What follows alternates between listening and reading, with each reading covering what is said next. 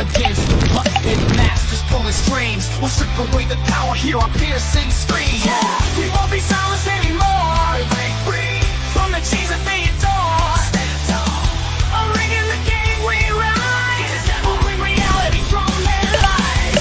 Unrig the game, unleash the fury.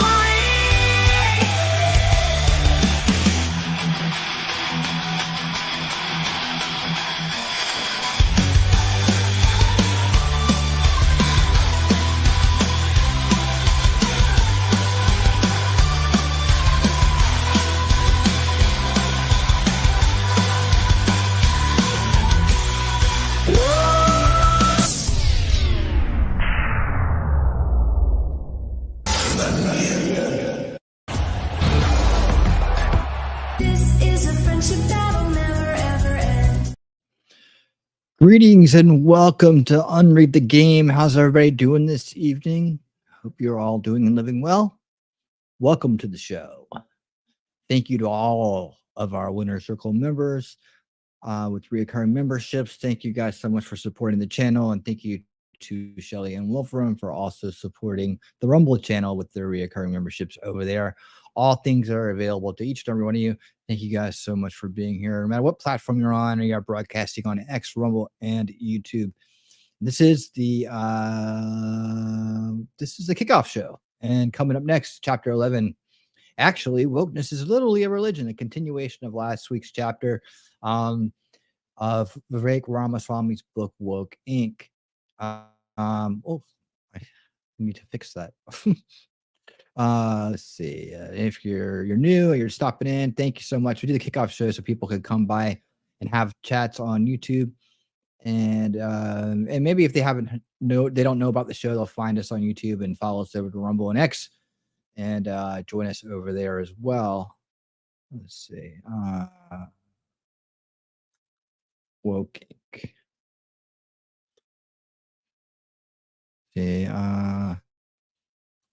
Okay. There we go. There we go. Okay, saved it. And just a reminder, this is the kickoff show. How's everybody doing out there? Wolfram, what's up? Thank you for dropping the links. He wipes his paw, lives in the house, and he is here. Echo, echo, echo. Where's everybody at? What's going on? What's going on? Say hello as you walk in, so I can say hello back. And we're gonna get going here. We're gonna be trying to. Hey, what's up, Outpost? How you doing? There's Shelly. All right. We're gonna be having kind of a shorter kickoff show tonight, and then we're gonna jump over to Rumble a little bit sooner and get into the reading part of this evening. Probably try to keep these a little bit shorter. Just depends on what's going on and how much there's to talk about. But yes, there is Shelly from broadcasting from Pennsylvania. She's not really broadcasting, but she's tuning in from Pennsylvania, home of the great Philadelphia Eagles. All right. So you guys have seen that. I showed you that clip of where Vivek, we played it on this show actually, where Vivek basically told Van Jones to shut the F up, right? And that's because Van Jones was saying some pretty nasty, slanderous establishment media things about him. Just carelessly, recklessly talking about someone he didn't know, as he's sitting in a room full of sellouts. As you can see here on this display, you can see him sitting there, wanting to seem like he's got, knows what's going on, like he's really caring about people, but really he's just slandering for the establishment so they can maintain their quote unquote democracy, which equals them being authoritarians or everybody making all the decisions, and even people in their own party don't have a say in who their candidates are. So yeah, it's pathetic. They invert everything. Everything they say is an inversion. That's what they're actually doing. Projection.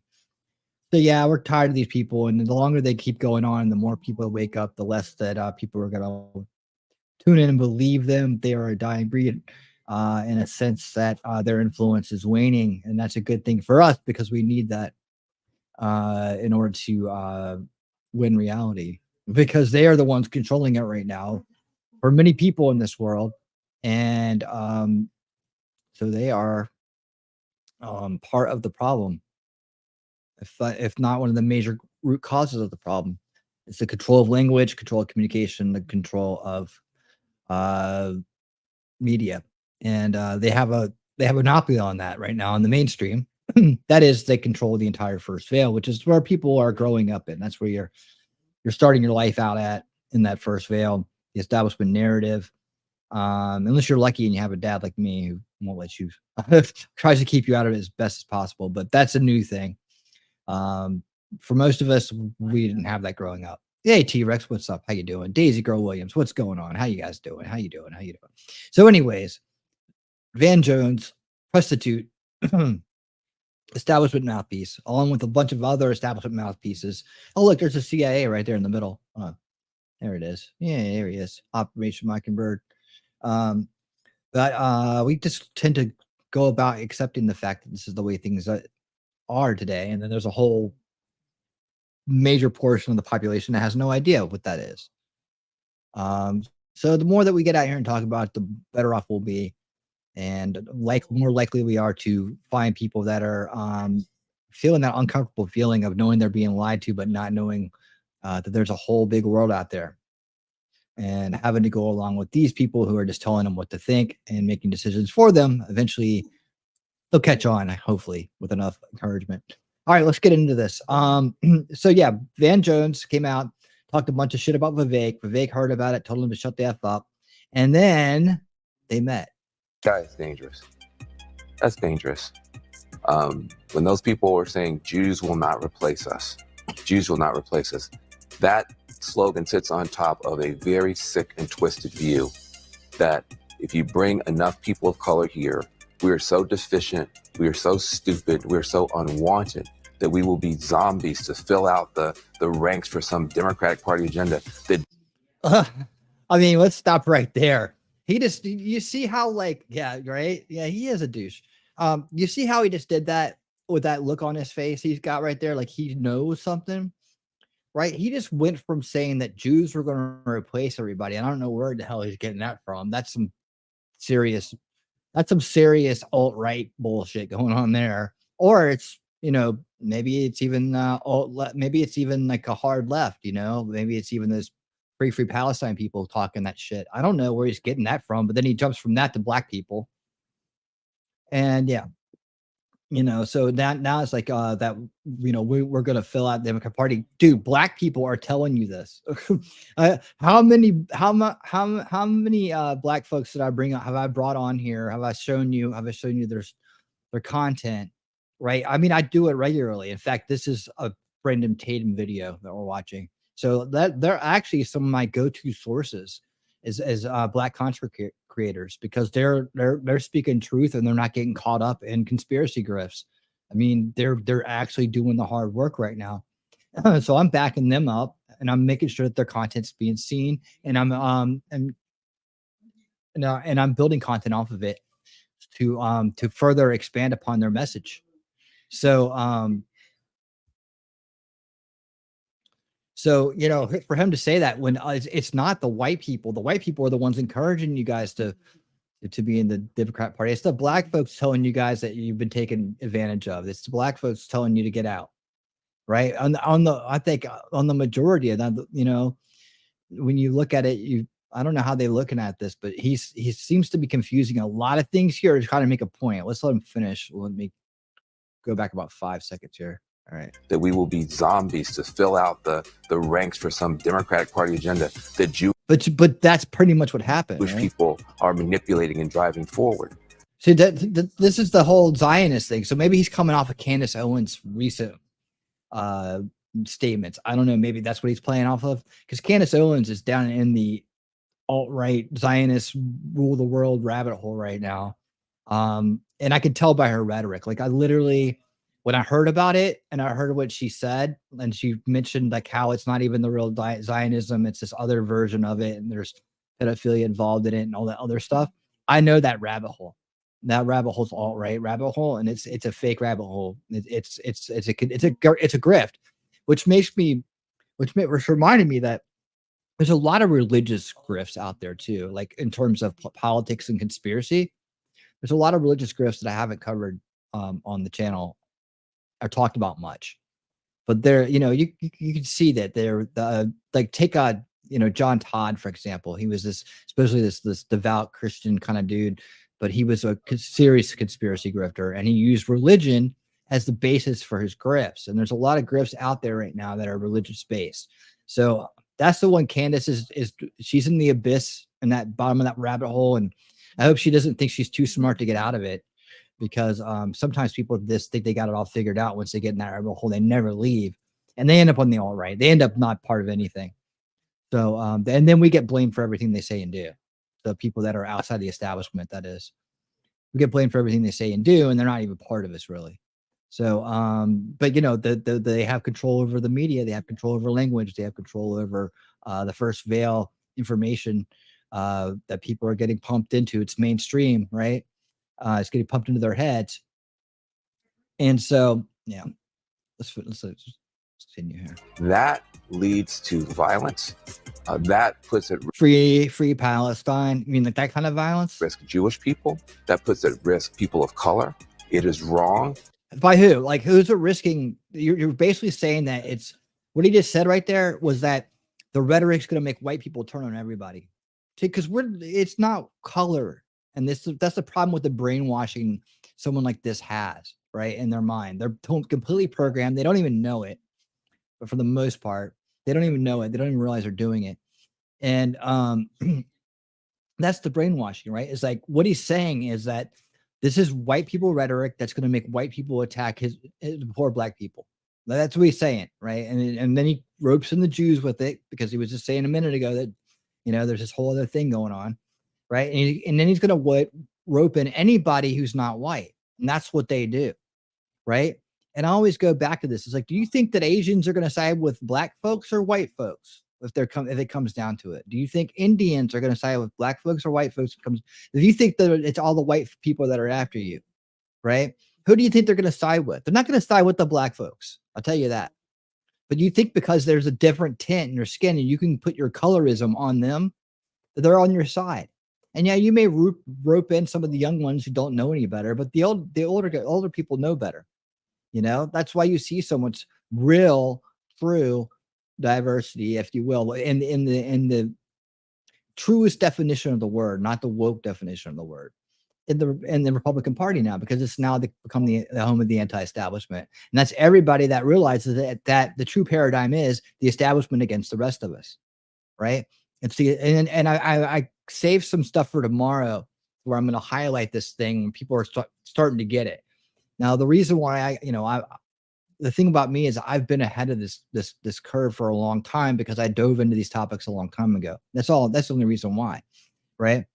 And so I've known this stuff for such a long time, and to see people coming around that, that's a good thing. But, it's also a little frustrating knowing that I've been screaming the same message for over a decade and a half. And people just weren't getting it. Now there's like, people are like, oh, they're starting to hear my rhetoric from 10 years ago is what it is. But anyways, let's rewind this in here. I keep interrupting because he's so interruptible. That puts at risk Jewish people. That puts at risk people of color. It is wrong. And the smug, condescending way that he just spews this poison out is very, very dangerous. The smug like you're doing right now. This is what I'm saying. Everything they say is an inversion of reality. Everything they say is projection. It's what they're doing. It's because he won't stop Trump, but he's going to outlive Trump by about 50 years. And you're watching the rise of an American demagogue. Watching the rise of the model of the anti-establishment candidate. And that bugs him because he's the establishment, and he's going to lose his power if that keeps going the way it's going. So what you're seeing on his face right here is fear of his own loss, fear of his own loss. That is a very, very despicable person. Yeah. And I literally, that's you, dude. And that's you. Are you going to end up getting Chris Cuomo'd and have to come around after they've kicked you out and said, sorry, boy, we're done with you? Because they're just using you, man. Yeah, I was shaking listening to him talk, because a lot of people shaking. What a pussy. don't know That is one step away from Nazi propaganda coming out of his. It's coming out of your mouth, really. And then you get the mainstream media. You got this character, Van Jones, on CNN afterwards saying, this is the rise of an American demagogue who's going to live 50 years longer than Trump. This is dangerous. I am shaking. That's what he says. Just shut the f*** up. At a certain point, just shut the f*** up. Right? It's just so ridiculous. That's all you can think, man. It's all you can think. What's up, Memento? How you doing? What's up? What's up? Yeah, lefties accuse someone of something they're guilty of always. Yep. Literally the definition of projection. Yep. Like the mostly peaceful protest, why a building was burning down in the background. Yeah, you got gaslighting, major gaslighting, that kind of stuff. Sometimes people let the religious stuff affect their critical thinking. Yeah, definitely. That's why I try to break it down into the battle between good and evil. You see, the way I look at the world and the way that I kind of make things make sense and kind of stay based is I break it down to the root. I go to the root. And if the religious stuff, at the root of it all is the battle of good and evil. That's the outer veil. That's what I have in the eighth veil, I think. We talk about this force, this thing that we don't understand, that is good and evil, that is out there, and for some reason it just drives society in both ways. It's a bigger thing, right? Now people can realize this through religion, and I'm for religion because this helps people understand the battle between good and evil, but giving it context. But there's something to it, and so if the day comes when we get to the point where we can actually sit down and have a good interactions and a conversation, philosophical conversations about what is good and evil, what is this energy, why is it there, this will help us understand the true meaning of life and the true meaning of existence in the third dimension, I believe. So there's a lot of work to be done in understanding what the battle of good and evil is and why it exists. Why does this paradigm exist? There's a purpose to it somewhere, but it drives everything. So behind every religion is the battle between good and evil, right? Whether you're on the evil side or the good side, doesn't matter. And then that's the way I break down politics, right? It's really just a corrupt establishment of power against the rest of us, right? Because they'll use people on their side, they'll use people on the other side, they'll use anybody to maintain the corrupt establishment of power. And that's what you see them doing. That's what you see the panic in their voices and in their content and then in their methodologies and in their strategy. It's on display that it's the establishment versus the rest of us. And then that's the message I try to get across to other people is you got to realize it's them against you and me. Like, I know they're trying to put you against me, right? But they're really against both of us. And that's what we need to realize. And that's the message I've been trying to get out since day one. And when you let go of the parties, when you let go of the rest of it, and you realize it's just this big corrupt force that's trying to rule over you and rule over the world and take everything that's yours and diminish your life while enhancing it their own, right? You realize what the true battle is here. And when you realize that battle is driven by good and evil at the root, beyond that, good intentions, bad intentions, good, evil, however you want to frame it, right? Both of those energies are funneling into one side versus the other when this establishment versus anti-establishment paradigm that we live in. Right. So you can, this is the way the veils kind of work, is that the further you go back, the closer to the root of what's driving things is. And in the early veils, it's about, it's all about mind control. It's what controls your mind, right? And how it's being controlled in what ways. And so that's what the big explanation is. That's what Unveiling Reality is about. So I won't go into too much more of that, but Unveiling Reality, that entire series is all about the things I just talked about. Let's get back into this. Van Jones at CNN. But for our family, you know what? Publicly I didn't do it, but for our family, yeah, just to stack off, actually. I'm so glad Vivek checked Van Jones in person. I've been wanting to do this my whole life. But Vivek, he did it first. He did it first. That's right, Memento. For all of us. Thank you, Vivek.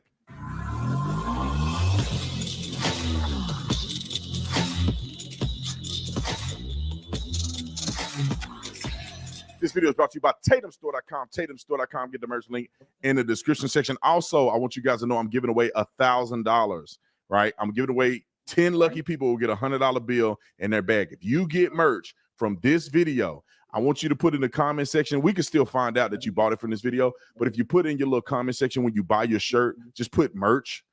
Just put the word merch. Then I'll kind of get an indication that you purchased it from this specific video that I made, and we'll put $100 in the bag. It'll be secured in a red envelope. So you know when you open the bag and you see the red envelope, it's the envelope that I put my books in. You'll see that bag, you know you won. Look, he did Kamala too. That I used a K. All right. So if you buy a merch, I'm gonna randomly pick 10 people and put $100 bill in your bag. It's my way of giving back. I know that a lot of you guys are struggling to afford some of this stuff. I want to make it as inexpensive as possible, and I also want to give back and show some love to y'all, especially so you can use that money for your kids, back to school, whatever you're trying to do. Like and subscribe to the channel. Y'all already know what to do. Let's get into this. Ladies and gentlemen, and ladies. Vivek Ramaswamy is out here just whooping these people. I don't know what they think about messing with Vivek. I mean, this guy, if he's not going to be the president of the United States one day, I don't know who will. Yeah, I agree. And you know what? Here's the thing. When Van Jones is ever confronted off set, he's really a pretty nice guy. He really comes across as a really nice person. So that makes me wonder about how is it brainwashing and conditioning and narrow point of view with some of these people, or are they putting on a full-blown act every time they go out? Is it cognitive dissonance? I mean, what is their mental condition? What is their condition that makes them choose to be with the establishment when you know, anybody in the right mind would know that that's not in their best interest at all? And the biggest fool in the game is Van Jones. I will never forget Project Veritas caught that fool on the elevator. Yep. And he on the elevator talking about nothing it's burger. a nothing burger. He on TV pushing the Russia collusion, Russia. On a hidden camera on the elevator, he said, "No, it's all made up. It's a nothing burger. There's nothing there." Yep. I said, well, first of all, I knew it was fake before that, but this is validation that he fake. And he get on TV when Donald Trump won and cried. It's a white lash. Let's take a second to just laugh at the white lash comment. I mean, of course, everything's about race to him because he's been groomed to believe it's all about the color of his skin, right? He's been groomed to believe it's all about the color of his skin. What, you crying like a little? Let me not say that. I'm a Christian. All right, let's play this clip and watch Van Jones get confronted by Vivek Ramaswamy and tuck his tail between his legs. Roll the clip. And watch how Vivek takes on a bully. Watch him, and you see like he's all like, "Oh man, it's all good, right?" Because he thinks he's playing wrestling right now. He thinks he's playing face versus heel or something. We're just doing promos for the big wrestling match, right? Yeah. You're gonna have to listen up for this, okay? It's at a distance. I think Benny Johnson's the one who taped it. But I'm gonna pump up the volume here, so just watch yourself. All right, let's go.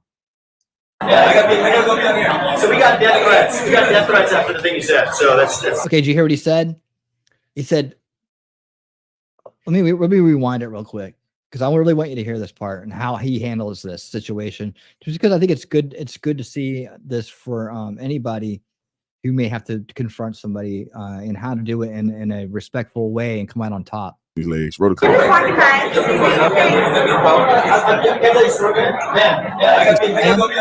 we got death threats. We got death threats after the thing you said. So that's Van Jones for you. This is Van Jones for you. There's Benny Johnson right there. He's the one taping it. So yeah, the truth is that after that malicious, slanderous statements that Van Jones made about Vivek, he got death threats. His family did because of that, because of some wacko, brainwashed establishmentarian, right? Watching that and saying, "Oh my God, he's going to be a threat for the next 50 years. We better get on this." Yeah. On air, I actually don't swear. I did it very intentionally that one time. And I want you He said, "I actually don't swear. I did it very intentionally that one time, and I want you to know about." just know about it because I think it's important. So you were on air and you said that he's like, he's a demagogue, he's dangerous, he's going to be around for 50 years, long after Donald Trump's gone. For the first time in the campaign, we get a death threat of a man who wants to show up in New Hampshire. Thankfully, the police intervened, got it. The next day, The next day, back-to-back days, my wife's scared enough. The next day, we wake up. It's 3 a.m. We get a call from him. He's my security guard saying, thank God you picked up because we just got a call that somebody showed up at your house and has 4 dead bodies. So that's within 48 hours. And I'm not going to attribute that to your comment because we didn't hear about that in the news, did we? Nobody covered that. Let me rewind that real quick. I want to make sure I heard it right. And has 4 dead bodies. So what, a serial killer showed up to his house? I want to know more about this. What happened here? Why aren't we hearing more about this? has 4 dead bodies. So that's within 48 hours. And I'm not going to attribute that to your comment because whatever it is. But for our family, you know what? Publicly I didn't do it, but for our family, yeah, it pissed us the heck off, actually. And so the reality is, I don't try to engage in rhetoric that gets other people in danger of bodily harm.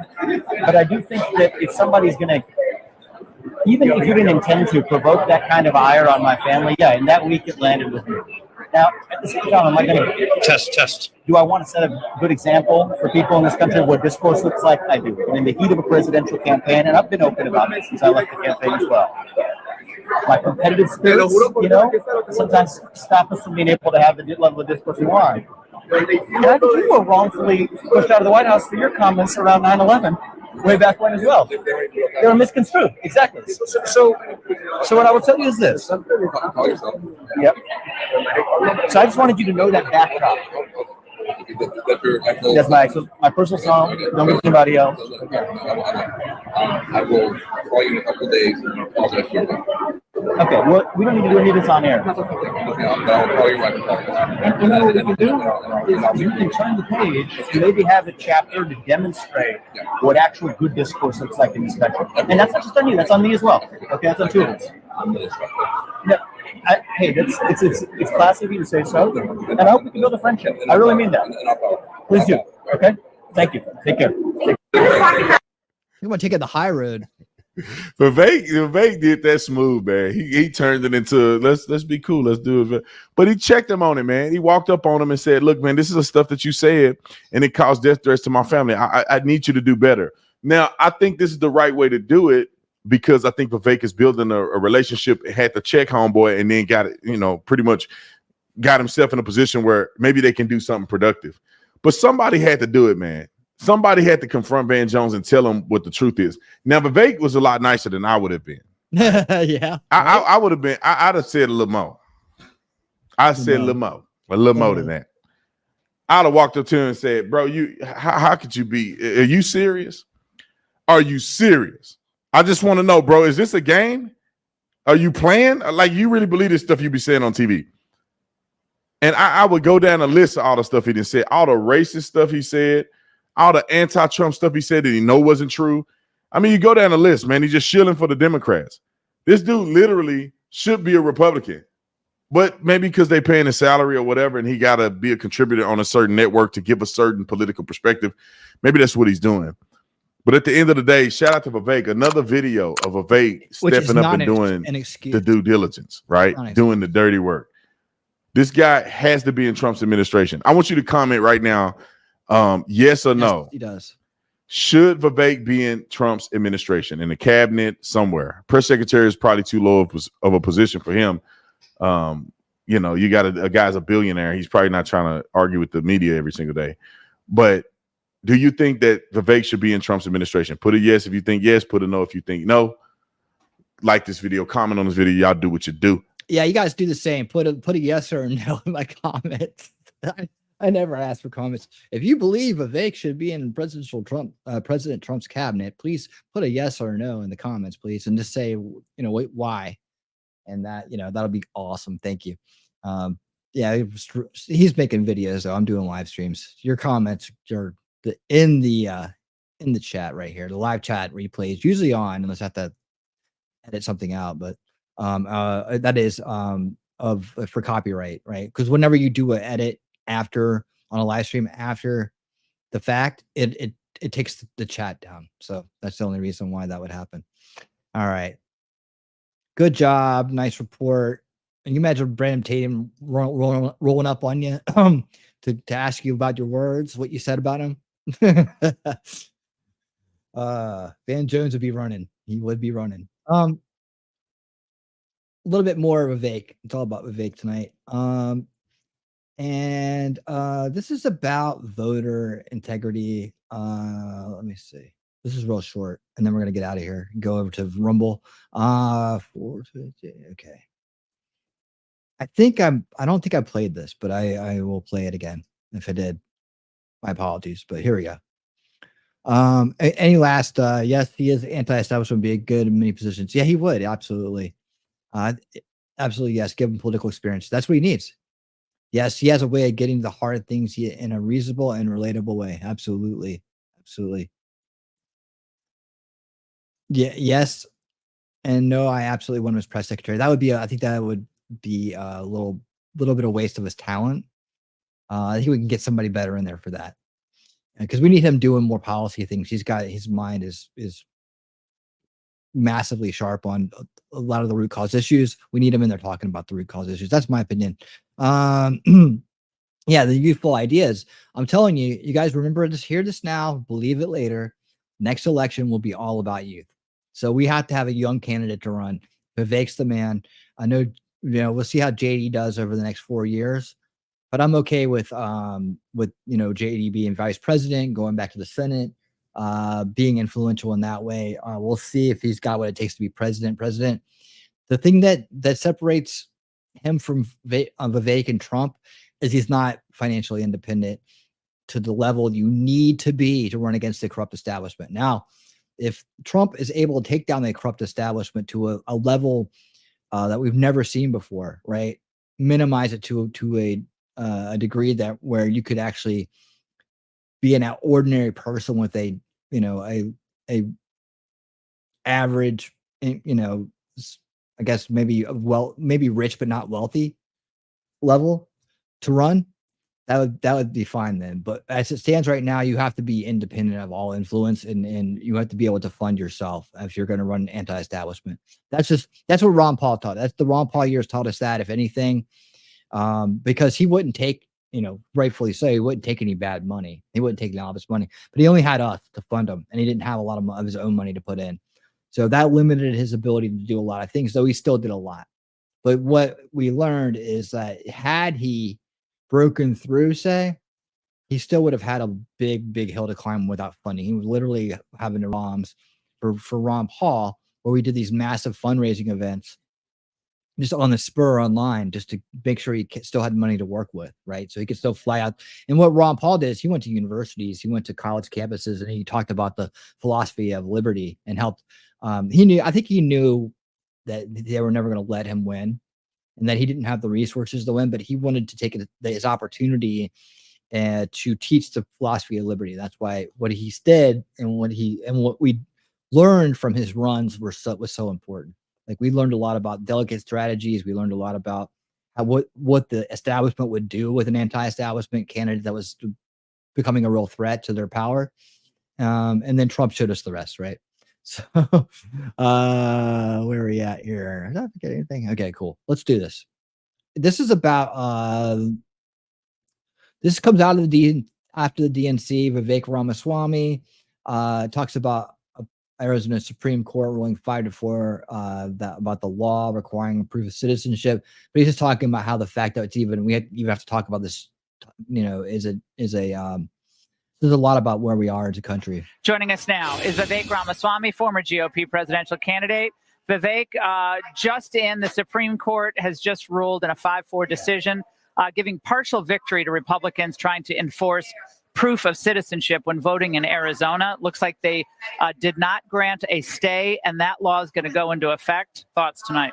Well, I think that's an obvious development, but the fact that was controversial tells you where we are. It was 5-4. The fact that 4 liberal justices went the other way show that you have a Supreme Court that even still looks at the end and works backwards. But I think this is a good development, especially in a battleground state like Arizona. Citizens should vote, and non-citizens shouldn't. It's that clear. This shouldn't be a controversy. So the joy, are you feeling it tonight? You kind of look joyful. You're wearing blue. I like that. You're reaching out to the other side. You got to show some national unity. So joy is what they're selling, and I think they're trying to draw this contrast or comparison to Trump, who they've caricatured as unhappy and grumpy, and Kamala, who's really fun. And you got Tim Walz always doing this weird thing. Really drunk and really weird. It's drunko and weirdo. You know, he's bowing to people. Too much time in China, I think. But so that's fun, and everything else is not fun. But how fun is this economy for most people? Well, you pointed out the real distinction there by pointing to joy. This is a vibe. They're trying to run this entire campaign on style over substance. She had a Pavlovian experience. She was trained that when you put your hand in the policy cookie jar, when it bit back, she said that she doesn't want to touch policy anymore. So the reality is, can she get through this election naturally for 80 more days without touching policy? I think it's possible that she can, which has our work cut out for us. That's why I was here earlier today for a press conference. Press Kamala Harris on the actual policies she stood for. In 2020, she stood for a single-payer healthcare system. She stands for a tax on unrealized capital gains. Think about what that means. What will that do? You're a big investor, big entrepreneur. What would that, explain it very simply, simply. So that would trigger a market crash, and here's why. It means that if you own a business or own land, you have to pay a tax to the government in cash with cash that you don't have. So what does that mean? You have to sell assets to do it. But when you sell those assets, the asset price goes down, and then the next person has to do the same thing. That drives the asset price down further, so the person after has to do the next thing. This is a nightmare. So in business, that's what you call forced selling. That is a formula for a second Great Depression. This isn't just a Kamala Harris campaign promise. She and Biden have put this in their budget for the last 3 years. Bernie Sanders and Elizabeth Warren have supported it. So even when I go on left-wing media and I bring up this point, their response isn't that this is a good policy. Their response is, why are you bringing this up? Because this could never actually happen. Yeah, you know better. This is what they want, right? But the reality is, if this does happen and Kamala Harris is president, there's a good chance it does. That's an economic catastrophe in the waiting. We understand you had a bit of a run-in with some protesters outside. Yeah, it was fun. fun. Video, no audio, but they surrounding you. What was happening there? Well, look, I believe in free speech and open debate. I believe in practicing what we preach. I'd heard a lot about these protests, but I wanted to go check it out, having come to the DNC myself. So actually, Laura, I bought some literature. There's some communist literature.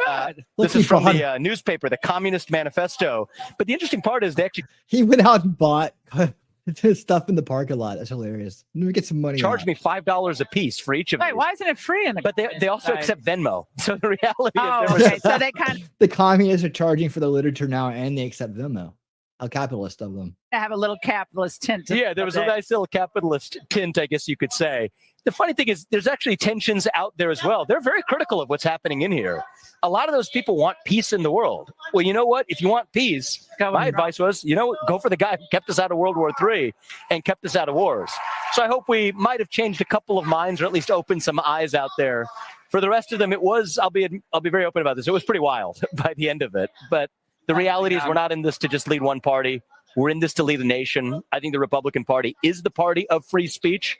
We can own that message. And if the Democrats do a good job of keeping their protesters out, as they want to now do to keep illegals out of the country, well, you know what? That would have the border crisis behind us. Vivek, they enforce their borders. They know how to do it. Those protesters figured that out real fast. Vivek, I know we're going to hold you up from. Look at this guy. Look at Chief bullshit walking. Going to you're desperate to get your seat in there for the Dixie Chicks. Oh, sorry, the Chicks. They even edit they're even editing their band names. It's so woke. Vivek, thank you so much for joining us. Great to see you as always. There you have it. Always great. Nails it every time.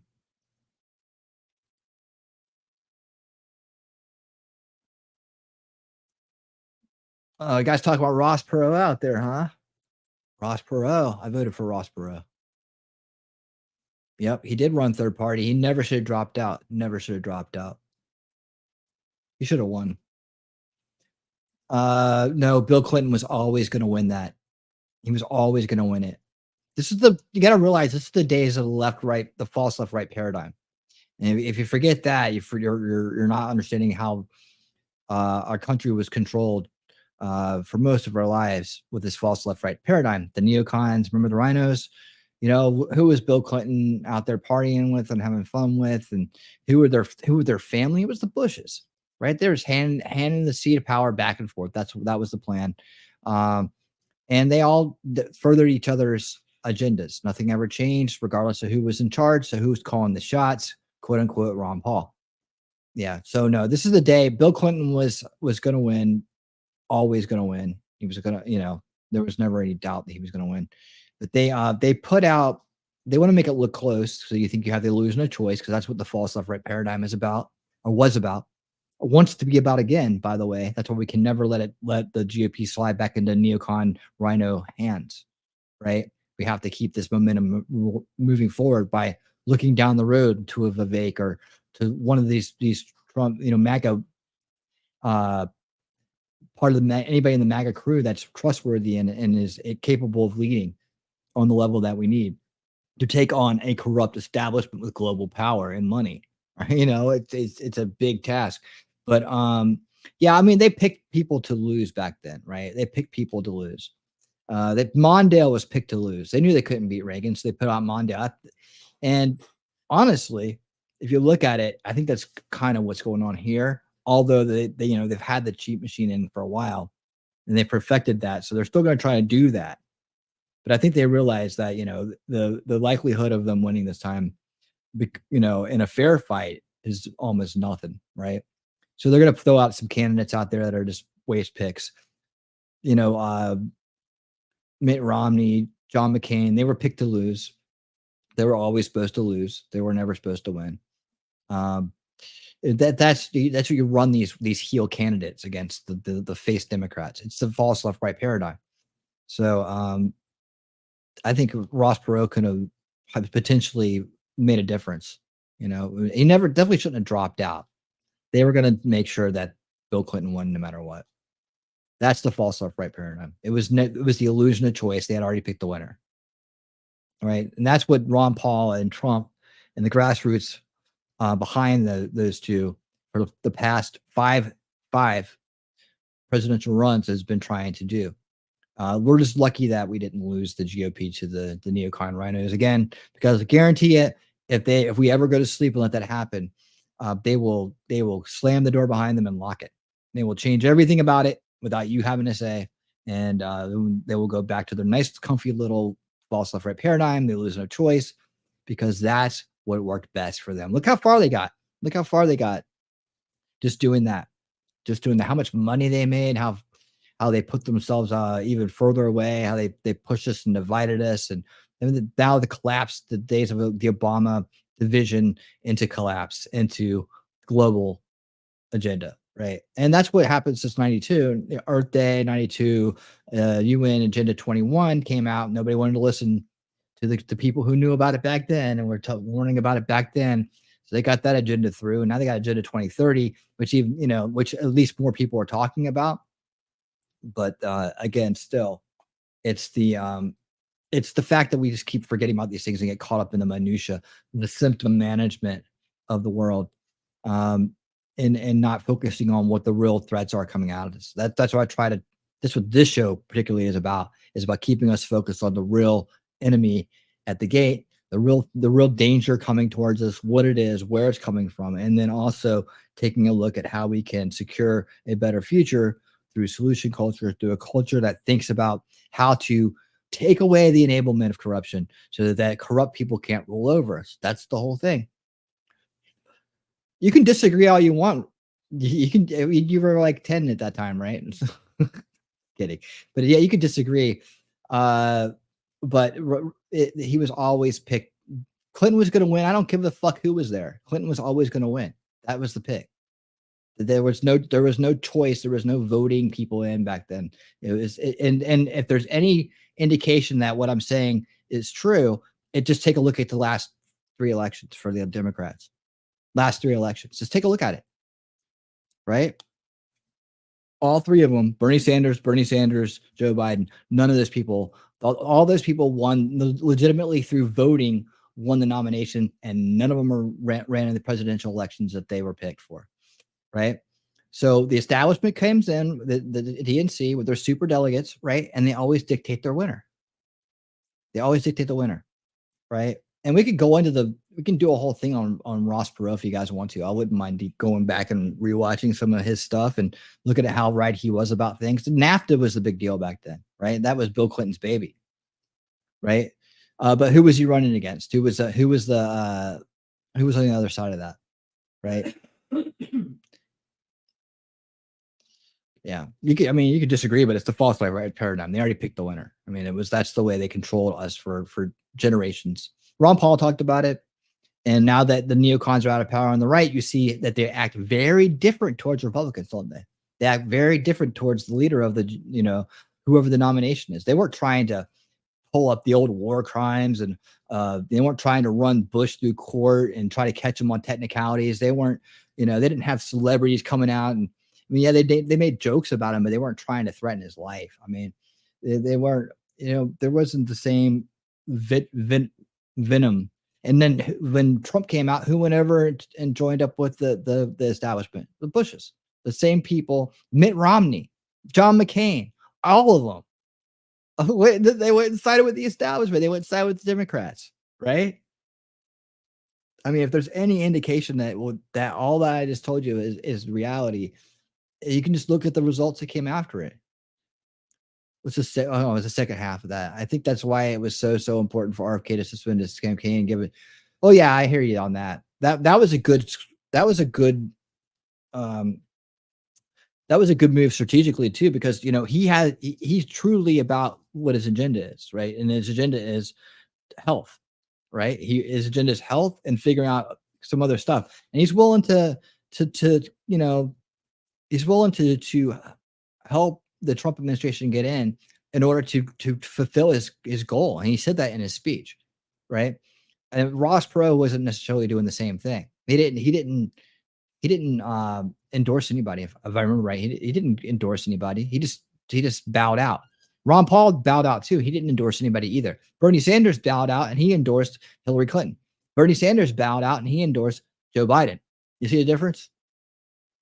See, I voted for Ross Perot. I voted for Perot. I knew he would be right about the damage NAFTA would do. Yeah, he made more sense. And he was actually telling the truth, and he was actually trying to have a conversation with people. Like, that's what first gave me the idea that a businessman might be the solution to president, because these lawyer politicians were all screwing things up. And this is before I even knew half of what I know now. That was me at a very low political IQ, a very, very entry level idea about politics. Yeah, he knew the fix was in, but that was my entry level gut instinct, was to go with Perot. So you get no doubt my path was set, right? You were -3 when I gave you too much credit, didn't I? I said you were 10. You were -3. Yeah, but lucky for you, you'll get to spend most of your life, hopefully, without a false left-right paradigm. You'll actually have a real opposition to the establishment to back up and be behind, that has a legitimate shot at taking them on. I didn't think this day would come. Where Trump was, that's the blessing of Trump, because he showed us what we were missing. He showed us what we needed, and thank God that somebody that resourceful and that successful and that charismatic and courageous and sober, right, stepped up for the job. And this shows you that talked about, we opened up, and we're going to close up here in a minute and go over to Rumble, but we opened up by talking about the battle between good and evil. And there's this balance that has to happen, I believe, in some level. But that when evil was overwhelming, something good came about that was unstoppable, and that seems to be Trump. People can say it's God, divine, whatever they want to, however they want to put it. I just say that he's in the light. He's working for the side of good. He's fighting against the side of evil. And I think we all see that. And that's what puts us here where we are today. And thank you guys so much for being here and being part of this channel and being my friend and being in this fight with me and together with each other as well. And for being, for everything that you do, for being you. All right, guys, let's get out of here. Let's see, one more thing we need to do here.